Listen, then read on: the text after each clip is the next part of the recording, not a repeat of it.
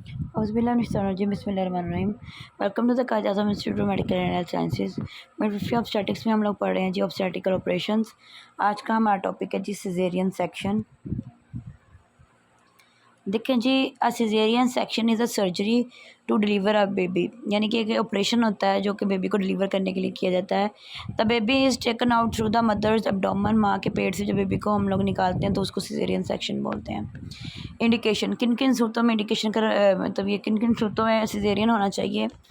अगर तो fellow pelvic disproportion है, ठीक है, बेबी डिस्ट्रेस में चला गया है, मैल प्रेजेंटेशन है, या मदर को डायबिटीज़ है, ब्रीच प्रेजेंटेशन है प्राइमरी ग्रेविडा में, प्लेसेंटा प्रीविया या प्लेसेंटल अब्रप्शन है, कोड प्रोलैप्स हो गई है, इनफेक्टिव यूट्राइन कॉन्ट्रैक्शन यानी कि लेबर पेन जितनी स्ट्रॉन्ग नहीं है, मल्टीपल बर्थ्स यानी कि दो या दो से ज़्यादा बेबी हैं, प्रीवियस सिजेरियन बर्थ, पहले भी इसका सिजेरियन हो चुका है, other obstetrics emergency and condition या कोई भी और प्रेगनेंसी के रिलेटेड कॉम्प्लिकेशन है या इमरजेंसी, तो उसमें हम सिजेरियन करते हैं। टाइप्स, क्लासिकल, ठीक है, सबसे पहले क्लासिकल टाइप जो होता है, vertical incision is made into both in abdomen and uterus, यानी कि वर्टिकल इंसिजन लाइक इस तरह का इंसिजन, ठीक है, इस तरह का इंसिजन, ठीक है, वर्टिकल इंसिजन दिया जाता है पेट में और एब्डोमेन पे और यूट्रस में। Use when rapid delivery is important as in fetal distress prolapse कोस एंड प्लेसेंटल अब्रप्शन। उन्होंने बोला है कि ये जब डिलीवरी ज़्यादा इंपॉर्टेंट हो करनी और बेबी डिस्ट्रेस में हो या कोड प्रोलैप्स हो जाए या प्लेसेंटल अब्रप्शन हो जाए तो उस सूरत में हम लोग करते हैं। मैटरनल ब्लीडिंग हो जाए greater with this method, client में हैव इंक्रीज इसका uterine rupture of scar tissue with future pregnancy, not usually a candidate of vaginal birth future pregnancy. उन्होंने बोला है कि इस किस्म में क्या होता है कि माँ को यूट्रस के जो रप्चर होने का जो है ना, ये स्कार जो स्टिचेस होते हैं इनके रप्चर होने का ज़्यादा खतरा होता है। फ्यूचर प्रेगनेंसी में भी जो है ना वो दोबारा से वजाइनल बर्थ नहीं ले सकती अगर हम लोग क्लासिकल सिजेरियन सेक्शन करेंगे। तो आ गया जी लोअर साइड सिजेरियन सेक्शन, ठीक है। Transfer incision is made in abdomen, अब क्या कहता है, इस तरह इंसिजन दिया जाता है। मोस्ट कॉमन मेथड यूज, ये बहुत ही कॉमन मेथड है, इसमें यूज़ किया जाता है। प्रोसीजर में take longer than classic because of need to deflect blood loss is lesson and dine. और फिर उन्होंने बोला कि इसको देर लगती है होने में, प्रोसीड इसको हील होने में, क्योंकि ब्लैडर उस पर डिफ्लेक्ट कर जाता है फुल हो तो। लेकिन उन्होंने बोला इससे ब्लड लॉस कम होता है और इसके जो है ना एडहेजन्स होते हैं वो भी कम होते हैं। Vaginal birth after this type is possible, इसके बाद आप वजाइनल डिलीवरी करवा सकते हैं। नेक्स्ट है जी पोस्ट ऑपरेटिव ऑपरेशन प्रिपरेशन, यानी कि ऑपरेशन से पहले हमने क्या केयर करनी है माँ की। Explain the procedure to the client, माँ को बता देना है हमने कि क्या प्रोसीजर है। Release her fear feeling of powerlessness and disturbance in self concept, उसका जो डर है, उसकी जो पावर लॉस हो चुकी है या जो भी उसकी डिस्टर्बेंस है उसको हमने ख़त्म करना है। Provide emotional to support to client and family, client को और फैमिली को दोनों को इमोशनली सपोर्ट करना है हम लोगों ने। शेव और एब्डोमेन एंड प्यूबिक एरिया, उसके प्यूबिक एरिया को एब्डोमेन को शेव करना है। Insert retention catheter in the bladder, यानी कि कैथेटर लगा देना है हम लोगों ने। Administer pre operative medication as order, जैसे हमें ऑर्डर किया गया उसके मुताबिक हमने ऑपरेशन से जो पहले मेडिसिन का आगे वो लगानी है।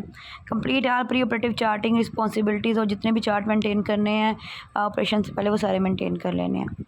पोस्ट ऑपरेटिव प्रिपरेशन में पोस्ट ऑपरेटिव क्या केयर करनी है हमने। Assess for and maintain patient airway, turn her face on side to facilitated secretions, अगर उन्होंने बोला है पेशेंट का एयरवे मेंटेन करना है, उसका फेस साइड पे कर देना, कोई एस्पिरेशन कोई मिकोस वगैरह होगा तो वो खुद ब सब खुद सिक्रीट हो जाएगा। Check the presence of a gag reflex, maintain artificial airway in place until gauge reflex has returned.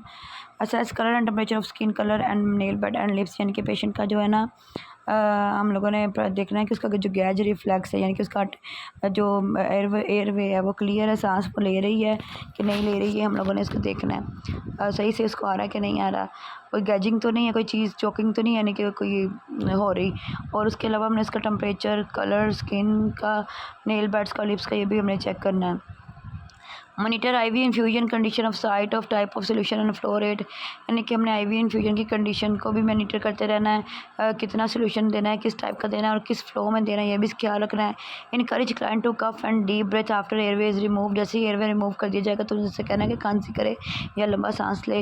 If spinal anaesthesia use keep client flat and check for sensation and movement in lower extremities, अगर patient को spinal anaesthesia दिया गया तो patient को हमने flat ही लिटाना है और हमने देखना है कि उसके लोअर एक्सट्रीमिटीज़ में मूवमेंट और सेंसेशन वापस आ गई है। Maintain vital sign, assess level of consciousness, return of sensation, अगर तो जीए किया है तो उसका कॉन्शियसनेस देना, वो कॉन्शियस हो गई, होश में आ गई है। अगर एनेस्थीसिया दिया है स्पाइनल तो देखना है कि उसकी टांगों की मूवमेंट सही हो गई है। Maintain input output chart maintain करना है। Give post operative medication as order, post operative medication देनी है जो भी ऑर्डर की डॉक्टर ने। Check fundal firmness and dressing for any bleeding intactness and drainage, उन्होंने कहा कि आपने फंडल फेमनेस देखनी है कि फंडल जो है फेम हो गई है, ड्रेसिंग देखनी है, ब्लीडिंग वगैरह उसकी जो है नोट करनी है, ड्रेनेज नोट करना है।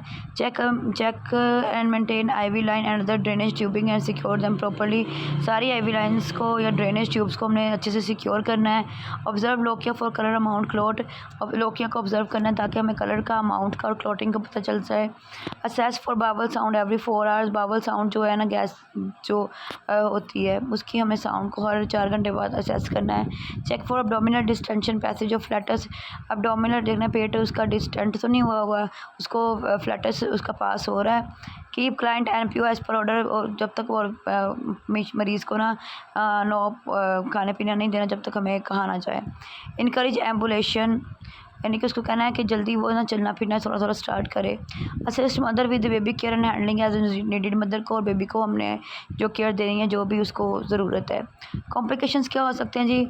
Common complications of for respiratory system are pneumonia and atelectasis, यानी कि इसका जो कॉमन कॉम्प्लिकेशन है वो रेस्पिरेटरी ट्रैक्ट का हो सकता है, निमोनिया हो सकता है, एटिलेक्टेसिस हो सकता है। कॉम्प्लिकेशन ऑफ कार्डियोवैस्कुलर सिस्टम में डीवीटी हो सकता है, डीप वेन थ्रोम्बोसिस हो सकता है, या पल्मोनरी एम्बोलिज्म हो सकता है, या शॉक में जा सकती है। Complication of genito urinary system का ये हो सकता है, यूरिनरी रिटेंशन हो सकता है या यूटीआई हो सकता है।